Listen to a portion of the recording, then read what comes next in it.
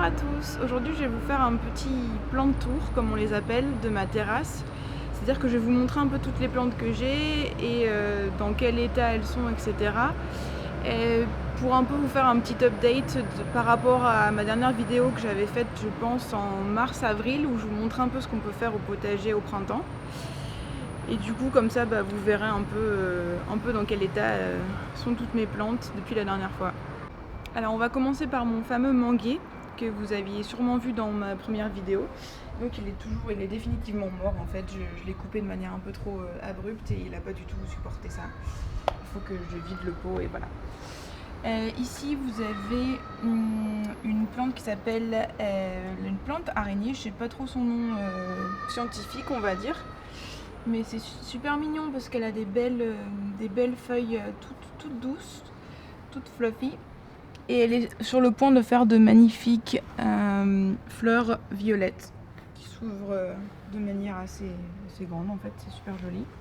Là on a toujours mes fameuses, toutes mes fameuses succulentes, plantes grasses, etc. Évidemment c'est quand même ce qui est plus facile à avoir sur ce genre de terrasse où on a, vous voyez, d'ailleurs si vous voulez on peut faire un petit tour que vous voyez un peu la terrasse. Donc elle est quand même assez grande, elle fait la même taille que notre appartement, puisqu'elle est juste au-dessus, donc c'est une cinquantaine de mètres carrés. Et donc elle est vraiment très grande, vous pouvez voir. Elle est très grande, mais elle est aussi pas du tout à l'ombre. Donc là on est en train de mourir de chaud parce qu'en plus on est en plein milieu de la journée. Et donc il n'y a rien de mieux que les plantes grasses, même si évidemment ça donne pas de fruits, mais disons que ça résiste très bien à la chaleur et au manque d'eau, donc c'est plutôt pas mal si vous avez une terrasse un peu comme moi sans trop d'ombre. Ici on a un très joli palmier, pardon. Et donc comme vous voyez elle est super en forme parce qu'en fait elle arrête pas de faire des feuilles en fait, et c'est vraiment un signe de bonne santé. Il faut toujours par contre penser à lui mettre une coupelle pour qu'elle ait toujours de l'eau en fait. C'est la seule plante pour laquelle je le fais parce que sinon les autres pourrissent. Et elle a toujours besoin d'avoir de l'eau au pied. Donc là vous voyez, elle vient de faire ces deux feuilles là et elle est déjà en train d'en refaire une autre, plus une toute petite ici. Donc elle est vraiment super en forme, elle est contente de là où elle est. Ici on a de l'origan.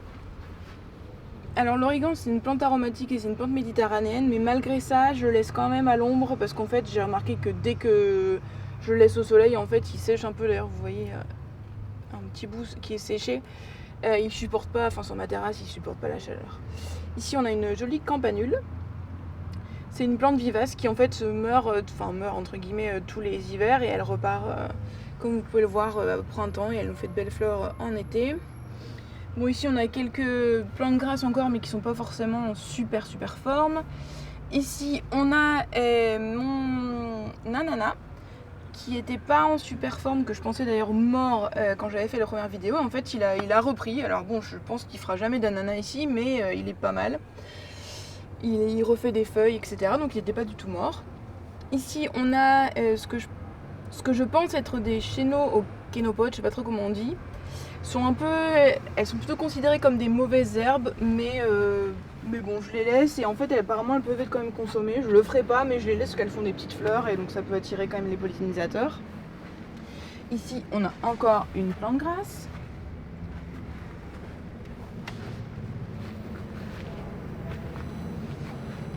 Ici on a une belle Crassula ovata.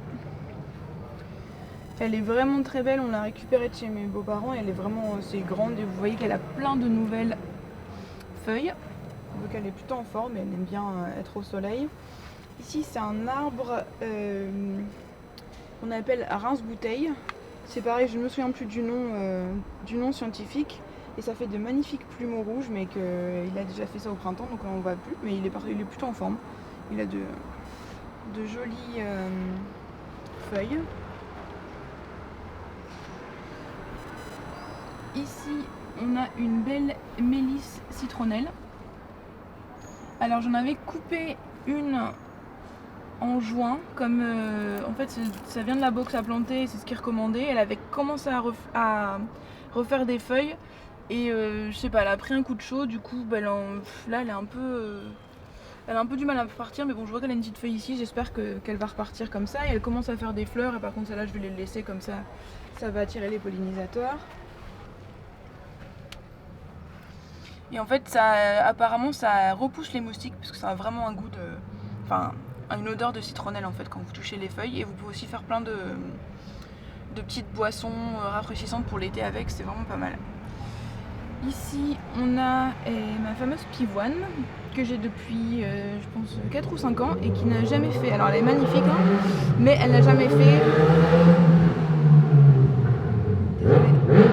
Désolée pour le débit, la moto qui fait rugir son moteur. Bref, ma pivoine qui n'a malheureusement jamais fleuri, je sais pas du tout pourquoi, mais par contre, elle a toujours de jolies feuilles, donc c'est un peu dommage. Ici, j'ai planté des radis, je pense que ce sont des radis Sora, c'est pareil, c'est de la box à planter. Donc vous voyez, il y en a quand même quelques-uns que je pourrais déjà récolter. Et ici, ce sont des bêtes ou poirées. Par contre, elles ont un peu plus de mal à pousser. Bon, j'espère qu'elles vont se réveiller un peu. Ici, on a des petits plants d'aubergines qu'il va falloir que j'essaie de donner parce qu'en fait, j'ai plus du tout de place. Elles sont revenues toutes seules, elles reviennent d'année en année parce que ce sont des graines écologiques et reproductibles. Et du coup, en fait, j'ai plus assez de place pour ça parce qu'il faut quand même beaucoup de place pour des aubergines, donc je ne sais pas trop ce que je vais en faire. Ici, on a mon bel aloe vera qui est franchement en pleine forme. Alors, ces feuilles-là, elles commencent un peu à se sécher, mais c'est normal. Et par contre, vous pouvez voir là au milieu, elle est en train de me refaire. Il y a d'ailleurs encore un peu d'eau. Vous voyez, de la nuit qui est restée. Un peu, un petit peu. Donc il est plutôt en pleine forme. Ici, alors on va commencer avec les stars de la terrasse. Ce sont nos fameuses tomates cerises poire jaune, aussi de la box à planter. Et donc, je pense que dans la vidéo précédente, vous avez montré en fait qu'elles poussaient un peu de manière anarchique, mais c'était vraiment que des petits plants. Et là, elles sont vraiment grandies, elles font plein de feuilles, de fleurs, pardon. Et là, vous voyez, il y a déjà des jolies tomates. Alors, à mon avis, elles vont grossir encore un peu parce qu'elles sont quand même assez grosses, surtout cette année. Et elles doivent devenir jaunes, forcément, jaunes tirant un peu sur le orange. J'ai aussi planté avec ça du basilic indonésien. En fait, le basilic fonctionne très bien en culture intercalaire avec tout ce qui est légumes, fruits comme les tomates, parce que ça repousse certains des nuisibles qui pourraient les attaquer. Du coup, j'ai essayé d'en planter dans quelques-uns des pots avec les tomates. Ici, on a, je pense, un autre type de... Je pense que ce sont des radis, parce que j'ai planté des radis ici et encore des bêtes, mais je pense que ce sont des radis. Alors vous pouvez voir, ils sont énormes. En tout cas, les feuilles sont énormes, les radis sont pas encore là. Et par contre, je sais plus du tout le type de radis que c'est. Ici, on a encore les fameuses tomates et on a un petit pois de senteur, mais qui a vraiment du mal à démarrer. Il reste un peu comme ça, je sais pas trop pourquoi. J'espère qu'il va quand même fleurir. Ici, on a notre fameux cyprès qui est déjà là qui était là avant nous et qu'on voudrait donner en fait au jardin partagé qui est pas très loin de chez nous. Parce que je pense que planté dans la terre, il sera beaucoup mieux que sur cette terrasse où il guérit tous les ans. Ici, on a encore des tomates. Alors là, c'est une tomate cerise poire jaune et là, c'est une tomate cerise clémentine. Donc vous voyez, par contre, je l'ai plantée plus tard et elle a un peu plus de mal à démarrer. Mais bon, on dirait que ça commence à fonctionner. Ici, on a encore du basilic indonésien. Alors par contre, je leur coupe en fait les fleurs quand elles commencent à fleurir parce que sinon, ça a tout de suite un goût amer et c'est plus trop propre à la consommation. Donc je les coupe, les fleurs. Et ici, j'ai aussi planté avec les tomates des œillets d'Inde en fait. Parce que ça c'est pareil, ça a un effet repoussoir on va dire de certains parasites et de certaines maladies des tomates. Donc je vous recommande vraiment si vous pouvez de planter des œillets d'Inde avec vos tomates. Ici on a l'une de mes plantes préférées, c'est l'Echinacea. Vous voyez elle est en super forme, c'est pareil, c'est une plante vivace. qui revient en fait chaque année, qui fond en hiver et qui revient en force comme vous pouvez le voir au printemps et en été. Et c'est une plante mellifère, c'est-à-dire qu'elle attire, les abeilles et autres pollinisateurs. Ce que vous pouvez voir en fait, elle a un super grand cœur et elle a du pollen en fait qui est très visible. Du coup, ça attire les abeilles. C'est parfait. Là, nous avons des haricots. Alors pas des haricots verts, mais ce sont des haricots comme ça. Alors bon, ils appellent ça quand même des haricots verts, mais c'est une race en fait, c'est Buenos Aires rouge. Donc vous voyez en fait l'extérieur est rouge. Donc ça donne quand même c'est plutôt sympa sur la terrasse, c'est assez joli et ils sont très bons. Et là j'ai un restant de pois Sweet Horizon de la box à planter, mais moi je sais pas, les pois chaque année c'est la même chose, ça sèche, ils ont une espèce de, je sais pas, de champignons, etc. Du coup j'en récolte très peu et là c'est les derniers qu'ils ont fait et je pense qu'après ils vont mourir. Donc si jamais vous avez une solution contre ça, ce serait super parce que c'est toujours la même chose. Ici j'ai une autre petite plante qui est en train de récupérer pas mal, c'est aussi une plante grasse. Et là on a une magnifique tomate cerise clémentine. Donc elle est beaucoup plus développée que l'autre, c'est parce qu'elle est toute seule dans son pot. Donc c'est pour ça qu'il faut quand même privilégier l'espace et essayer de donner suffisamment d'espace et de profondeur à vos plantes, parce que regardez, il y a quand même une sacrée différence entre celle que je vous ai montrée juste avant qui est toute petite et celle-ci, et je les ai plantées exactement au même moment en fait. Donc parfois il vaut mieux privilégier et mettre moins de plants pour avoir plus de résultats au final. Parce qu'on a souvent tendance à vouloir en mettre autant de plants que possible et c'est pas forcément la meilleure idée. Ici on a ma jolie petite ciboulette. Là on a une tomate cerise poire jaune avec de la camomille et une tomate noire de Crimée. Vous pouvez le voir, c'est les noires de Crimée, elles commencent à grandir. Par contre, ce sont pas des tomates cerises, du coup c'est quand même des assez grosses tomates, donc elle a quand même beaucoup de chemin à faire. Et la camomille c'est pas mal parce que déjà elle fleurit pendant très longtemps, donc elle va attirer aussi les pollinisateurs. Bien sûr ça peut être utilisé en tisane, pour le soir, etc., les fleurs séchées. Et ensuite apparemment ça a des propriétés, en fait quand elles sont dans le même bac qu'une autre plante, elles les aident à grandir plus vite. Ici, ne pas faire attention, en fait ce sont des plants de laitue que j'ai un peu laissé comme ça parce que, en gros, elles n'ont pas fonctionné, du coup je les ai laissées sécher et j'ai vidé les pots et voilà. Ici on a deux lantana. Alors c'est un petit arbuste qui peut devenir très grand en fait, il fonctionne très bien sur la terrasse comme vous pouvez le voir, mais il peut devenir, vous avez sûrement déjà vu des fleurs comme ça, et sur des gros arbustes, si vous le plantez en pleine terre ça devient énorme. Et c'est pareil, ce sont des plantes, des fleurs mellifères.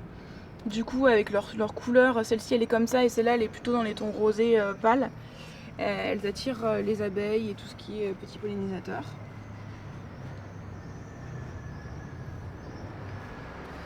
Ici on a un reste, nos amaryllis qui ont déjà fleuri.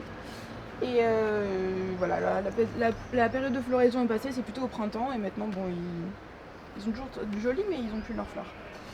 Ici on a une passiflore qui est donc la plante qui donne le fruit de la passion et qui fait de magnifiques fleurs. Elle en a déjà fait au printemps et elle est en train d'en refaire. Par contre c'est dommage, elles sont pas ouvertes, parce que c'est vraiment, les fleurs sont vraiment magnifiques, super géométriques avec des couleurs extraordinaires. Alors ici on a une plante qui sent un peu comme le thym, mais je me souviens plus du nom. Tu te souviens du nom? Citronné. Je sais plus, c'est un aromate, mais je pensais que c'était du thym citronné, mais je suis pas sûre. En tout cas, ça sent très bon. Ici, on a encore de la camomille qui est toute seule avec de la moutarde Osaka Segal, mais qui n'est pas forcément en très grande forme. Ici, on a une très jolie petite plante grasse qui fait des fleurs magnifiques. Là, en fait, c'est un arbre, c'est la première année qu'il me fait enfin des fruits. Et ce sont des baies, mais je ne me rappelle plus exactement quel type de baie, parce que ça fait des années que je l'ai acheté et j'ai fait l'erreur de ne pas garder l'étiquette. Du coup, vous pouvez voir ici, en fait, ça fait des toutes petites fleurs blanches. Et maintenant, il y a des baies qui sont en train de pousser. Alors, pas énormément, il y en avait plus que ça, mais elle a eu plein d'attaques de pucerons. Et bon, on verra ce que c'est, je sais pas trop quelle baie c'est, mais en théorie, c'est comestible. Ici, on a le bout de Léa, c'est l'arbre à papillons. Alors là, il est Prodozo, on va dire, il a fini les fleurs, ces fleurs-ci, il est en train d'en refaire. Donc vous voyez, il en reste un petit peu là. Ça fait des grosses fleurs avec blanches, c'est super joli et ça attire les papillons et les pollinisateurs comme son nom l'indique. Bon, ici, on a encore des tomates cerises. Alors si vous voulez voir un peu la taille quand même, elles sont énormes et en plus il y en a plein quoi. Du coup, c'est pour ça qu'elles ont elles ont du mal cette année à mûrir parce qu'elles grossissent. Je sais pas ce qu'elles ont. Elles sont encore plus grosses que les années précédentes. Ici, on a une jolie menthe et vous voyez, elle est en train de fleurir. Et ça, par contre, je le laisse parce que ça attire quand même vachement les pollinisateurs et je pense que ça ne change pas tellement le goût. C'est pas comme le basilic. Et ça sent trop bon. Ici, alors je pense que vous verrez pas, on a encore des tomates cerises poire jaune, j'ai encore une camomille et une coriandre et en fait, je sais pas, elle a été mangée par une espèce de ver, du coup elle a vraiment du mal à redémarrer mais on dirait qu'elle essaye de s'accrocher. Là, dans ce bac, j'ai mélangé deux types d'aubergines. Ça, ce sont des petites aubergines Bambino. Donc vous voyez, elle est en train de grandir, mais après elle devient plus ou moins comme ça. Ça c'est pareil, c'est de la box à planter. Et celle-ci, en fait, je dois avouer que je ne sais pas d'où elle vient, parce que ça fait des années que je n'ai pas planté de grandes aubergines. Je pensais que c'était la même, et en fait je me suis rendu compte que non. Et vous voyez qu'elle, par contre, c'est la folie quoi. Elle en fait quasiment toutes les fleurs sont fertiles. Et on verra ce que ça va donner. Je ne sais même pas la couleur de l'aubergine ni rien. En tout cas, elles sont super jolies. Et j'ai planté avec ça de l'estragon, parce qu'apparemment l'estragon ça fonctionne très bien avec l'aubergine. C'est un estragon par contre que j'avais acheté, je ne l'ai pas planté. Et bon, il y avait deux plants, il y en a un, vous voyez, qui est mort, mais l'autre, il est plutôt pas mal. Ici, on a encore des tomates. Alors elles ont franchement mis du temps à démarrer parce qu'elles étaient avec, donc vous voyez, des fraises des bois et des fraises normales. D'ailleurs celle-là je pense qu'elle est ouais, demain on pourra la récolter. Et en fait comme les fraises font énormément de racines en surface, les tomates ont eu énormément de mal à démarrer, mais maintenant là je pense qu'elles ont réussi à faire des racines plus profondément et elles sont en pleine forme. Et ça va servir, en fait ça va faire de l'ombre aux fraisiers qui ça va pas être mal pendant les mois d'été. Donc on a encore des tomates, encore des œillets d'Inde qui sont énormes et super jolis. Ici ce sont en théorie mes plants de radis, mais j'en ai récolté la plupart, il ne reste plus que celui-là et celui-ci. Celui-là il faudra déjà que je le récolte. Et également mes salades, mais là en fait elles étaient montées en graines, j'ai tout coupé. Et il n'y a que celle-ci qui est en train de repartir et je pense que de toute façon elle va pas durer longtemps, elle va vite monter en graines, donc il faudrait que je les enlève et que j'en replante. Et on a une tomate qui a décidé de pousser toute seule dans le bac. Et donc ici je vous les ai laissés exprès, vous voyez quelle couleur doivent prendre en fait les tomates cerises poire jaune. Il lui manque même 1 ou 2 jours à celle-ci, il faudrait qu'elle soit quasiment orangée pour qu'elle soit vraiment mûre.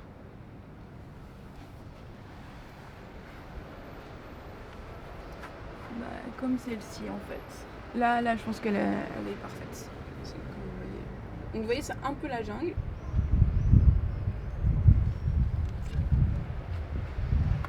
Ici on a encore du basilic indonésien, des petites aubergines bambino et une autre variété de tomates anciennes, parce que la noire de Crimée que je vous ai montré c'est une variété ancienne et celle-ci ce sont des tomates ananas.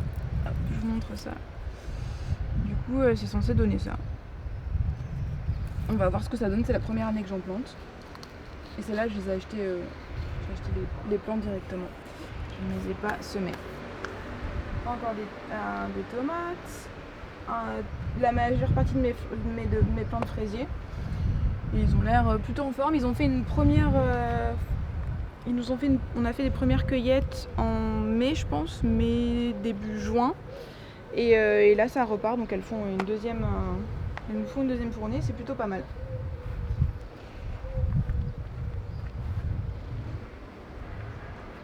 Ici, j'ai une autre mélie citronnelle, et celle-là, c'est pareil, je l'avais coupée à ras comme je vous ai montré sur l'autre, et par contre ici, bon, elle n'a pas pris de coup de chaud, et donc elle repart bien. Ici, on a, en fait, ce sont des petites fleurs qui sont issues de la carte ensemencée de Vert Magazine.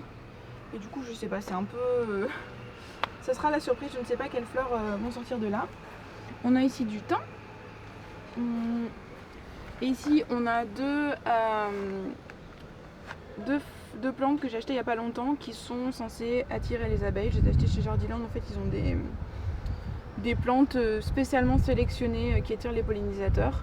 Donc celle-ci, elle est en fleurs depuis que je l'ai achetée. Celle-là, elle n'a pas encore fait de fleurs. Bon, j'espère que ça a fonctionné. Ici, nous avons des fraises des bois qui sont en fait issues de la plante que vous avez vue avant. On les a juste replantées comme ça il n'y a même pas un mois et elles sont en pleine forme.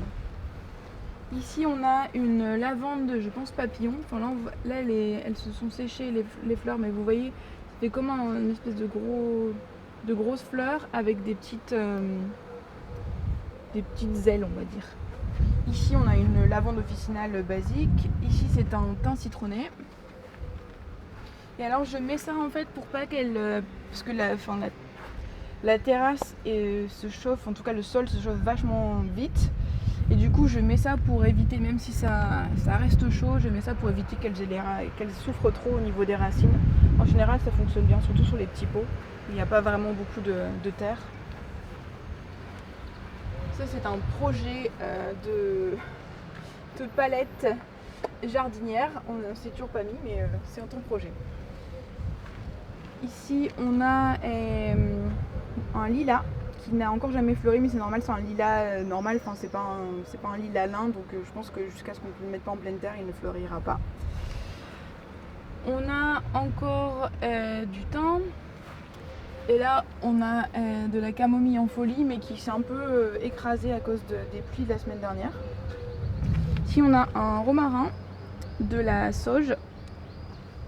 Ça, c'est une autre sauce que j'ai achetée il n'y a pas longtemps et qui n'a pas supporté, je ne sais pas du tout pourquoi. Je l'ai achetée en même temps que les plantes mellifères que je viens de vous montrer et la lavande, le thym. Vous voyez, tous bien récupéré. Celle-là, je ne sais pas, je vais la couper pour voir s'il y a moyen qu'elle reprenne. Et ici, on avait un assez gros pied de cranberries, de canneberge.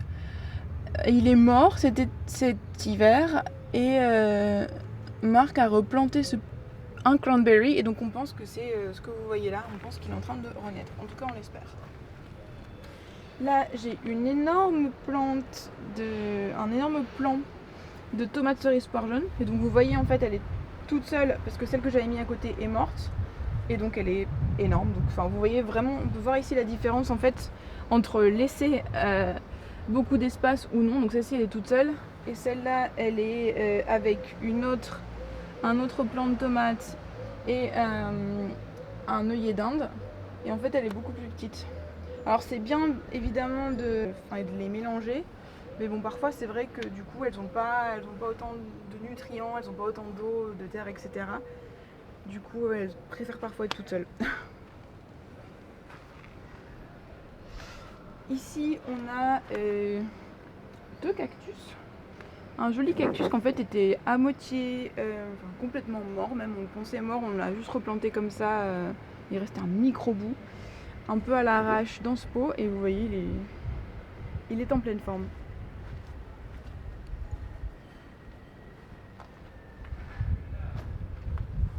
Et là aussi c'est un cactus tout basique, et ceux-là je peux même les laisser sur le rebord, comme vous le voyez, ils souffrent pas de la chaleur, au contraire je pense qu'ils en sont très contents. On y est presque, c'est presque fini. Je vous emmène voir les derniers pot. Ici, alors on a de la coriandre qui est en bien meilleure forme que l'autre. On a des... C'est bizarre ça. C'est de la bourrage officinale. Et il y en avait une grande dans le pot l'année dernière et en fait elle a fait tomber des graines, du coup elle repart automatiquement. Mais je sais pas, je pense que ce pot ça va pas lui convenir tout à fait parce qu'elle commence et après elle devient un peu bizarre comme ça. On verra bien. Et ça c'est la même plante grasse que la petite que vous avez vue avec des grosses fleurs roses. Ici on a une autre glycine qui, je sais pas, je pense que cette année elle est pas trop en forme. En théorie elle est beaucoup plus exubérante et elle monte beaucoup mieux. Du coup là j'ai fait un espèce de bric-à-brac, de bricolage où j'ai attaché les tuteurs à un autre tuteur pour essayer qu'elle monte par là. On verra bien ce que ça donnera. Là c'est un mûrier. Donc les mûres que vous voyez là, elles sont toutes plus ou moins... elles sont toutes petites en fait et la plupart on les a fait manger par des oiseaux. C'est pour ça qu'il y a un espèce de filet mais ça fonctionne pas très bien. Par contre, il y en a des tonnes ici et là les oiseaux ne les verront pas. Donc on espère franchement qu'on pourra les manger et en profiter. Ici on a 2 rosiers qui ont été sacrément attaqués par des espèces de petites chenilles vertes. En fait elles étaient les deux dans le même état et elles sont en train de repartir et celle-là est repartie beaucoup plus vite et donc vous voyez en fait franchement toutes les feuilles étaient comme ça, complètement mangées par ces espèces de sales bêtes. Et là elle repart et je suis super contente parce que je voyais déjà que ça faisait un moment qu'elle allait préparer une rose et en fait elle m'en prépare 2 et elle a refait en fait en un mois, c'est dingue, elle a refait toutes les feuilles que vous voyez là, elles sont neuves. Quand même la force de la nature, c'est impressionnant. Ici on a ce qu'on appelle un asparagus sauvage. C'était déjà ici, c'est pas que ce soit forcément ma plante préférée mais c'est pas mal quand même parce que ça donne de l'ombre à d'autres plantes comme cette capucine qui quand même se plairait dans un pot plus grand mais bon. Et pour finir on a encore une série de plantes grasses.